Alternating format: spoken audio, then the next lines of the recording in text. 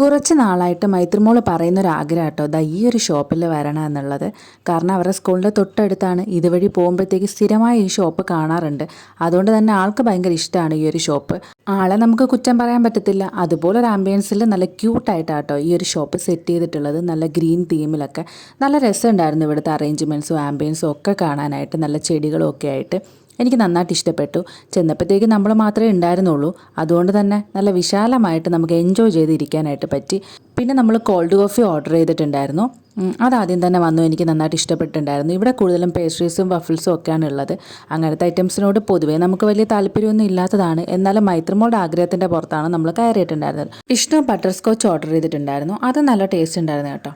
പിന്നെ നമ്മൾ കിക്കാറ്റ് വഫിൾസ് ആയിരുന്നു ഓർഡർ ചെയ്തിട്ടുണ്ടായിരുന്നത്. പൊതുവെ ഇവിടെ എന്ത് ഓർഡർ ചെയ്യണം നമുക്കൊരു കൺഫ്യൂഷൻസ് ഉണ്ടായിരുന്നു. കാരണം ഒരുപാട് ഐറ്റംസ് ഉണ്ടായിരുന്നു. കുറച്ച് കഴിഞ്ഞപ്പോൾ നമ്മൾ ഓർഡർ ചെയ്ത ഐറ്റം വന്നു. നല്ല ടേസ്റ്റ് ഉണ്ടായിരുന്നു കേട്ടോ. പൊതുവേ ഇങ്ങനെ പേസ്ട്രീസും അതുപോലെ തന്നെ സ്വീറ്റ്സ് ഐറ്റംസ് ഒന്നും ഞങ്ങൾക്ക് അങ്ങനെ വലിയ താല്പര്യമില്ലാത്തതാണ്. പക്ഷേ സംഭവം നല്ല ടേസ്റ്റ് ആയിരുന്നു കേട്ടോ.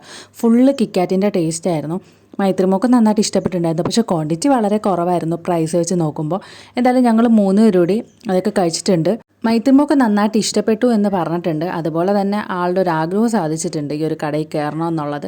പിന്നെ നമ്മളെന്തായാലും കഴിച്ചിട്ട് ആൾക്ക് ഐസ്ക്രീം വേണമെന്ന് പറഞ്ഞാൽ ഭയങ്കര നിർബന്ധമായിരുന്നു. അതും ചോക്ലേറ്റ് ഐസ്ക്രീം. പിന്നെ ഐസ്ക്രീമൊക്കെ വാങ്ങിച്ചു കൊടുത്തിട്ടുണ്ടായിരുന്നു. വാങ്ങിച്ചു നല്ലത് ഇത് ഫുള്ള് കഴിച്ചിട്ടൊന്നും ഇല്ലായിരുന്നു. ഭയങ്കര തണുപ്പ് എന്ന് പറഞ്ഞിട്ട് ഒരു ഇച്ചിരി മാത്രം കഴിച്ചിട്ട് ബാക്കി വിഷ്ണുവിന് കൊടുത്ത് വിഷ്ണു അത് നിന്ന് കഴിച്ചുകൊണ്ടിരിക്കുക. അപ്പോൾ ഓക്കെ, നാളെ കാണാം.